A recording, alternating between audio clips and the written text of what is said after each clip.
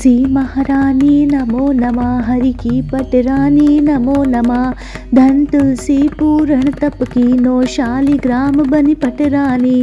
जागे मंत्र मंजीरी कोमल, श्रीपति कमल चरण लपटानी। धूप दीप नैवेद्य आरती, पुष्प की वर्षा बरसानी।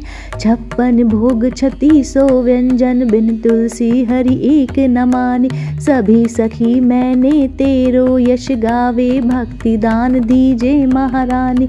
नमो नमो तुलसी महारानी, नमो नमो तुलसी महारानी। तुलसी महारानी नमो नमो। कार्तिक मास महात्म कथा अध्याय 25। सुना प्रश्न ऋषियों का और बोले सूत जी ज्ञानी। 25वें अध्याय में सुनो श्री हरि की वाणी। धर्मदत्त जी का कथन 24वीं कथा का वर्णन सुनिए। तीर्थ में दान और व्रत आदि सत्कर्म करने से मनुष्य के पाप नष्ट हो जाते हैं, परंतु तू तो प्रेत के शरीर में है, अतः उन कर्मों को करने की अधिकारिणी नहीं है। इसलिए मैंने जन्म से लेकर अब तक जो कार्तिक का व्रत किया है, उसके पुण्य का आधा भाग मैं तुझे देता हूँ, तू उसी से सदा गति को प्राप्त हो जा। इस प्रकार कहकर धर्मदत्त ने द्वादशाक्षर मंत्र का श्रवण कराते हुए तुलसी मिश्रित जल से ज्यों ही उसका अभिषेक किया, त्यों ही वह प्रेत योनि से मुक्त हो प्रज्वलित अग्नि शिखा के समान तेजस्विनी एवं दिव्य रूप धारणी देवी हो गई और सौंदर्य में लक्ष्मी जी की समानता करने लगी। तदंतर उसने भूमि पर दंड की भांति गिरकर ब्राह्मण देवता को प्रणाम किया और हर्षित होकर गदगद वाणी में कहा, हे द्विज श्रेष्ठ, आपके प्रसाद से आज मैं इस नरक से छुटकारा पा गई हूँ। मैं तो पाप के समुद्र में डूब रही थी और आप मेरे लिए नौका के समान हो।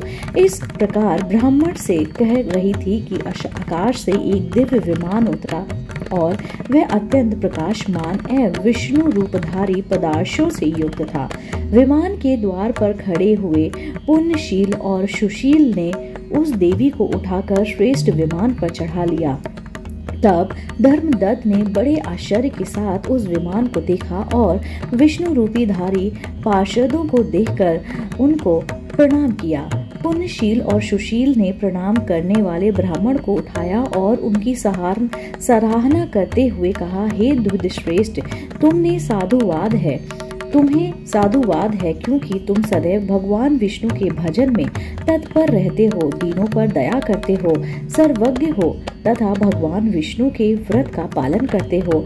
तुमने बचपन से लेकर अब तक जो कार्तिक व्रत का अनुष्ठान किया है, उसके आधे भाग का दान देने से तुम्हें दुगना पुण्य प्राप्त हुआ है और सैकड़ों जन्मों के पाप आपके धुल चुके हैं। अब यह वैकुंठ धाम ले जाई जा रही है। तुम भी इस जन्म के अंत में अपनी दोनों स्त्रियों के साथ भगवान विष्णु के वैकुंठ धाम में आओगे और मुक्ति प्राप्त करोगे। धर्मदत्त, जिन्होंने तुम्हारे समान भक्ति पूर्वक भगवान विष्णु की आराधना की है, वे धन्य हैं और कृतकृत हैं। इस संसार में उन्हीं का जन्म सफल है। भली भांति आराधना करने पर भगवान विष्णु देहधारी प्राणियों को क्या नहीं देते हैं। उन्होंने ही उक्तापाद के पुत्र को पूर्व काल में ध्रुवपद पर स्थापित किया है। उनके नामों का स्मरण करने मात्र से समस्त जीव सद्गति को प्राप्त होते हैं। पूर्व काल में ग्रहग्रस्त गजराज उन्हीं के नामों का स्मरण करने से मुक्त हुआ था। तुमने जन्म से लेकर जो भगवान विष्णु को संतुष्ट करने वाले कार्तिक व्रत का अनुष्ठान किया है, उससे बढ़कर ना यज्ञ है, ना दान और ना ही तीर्थ।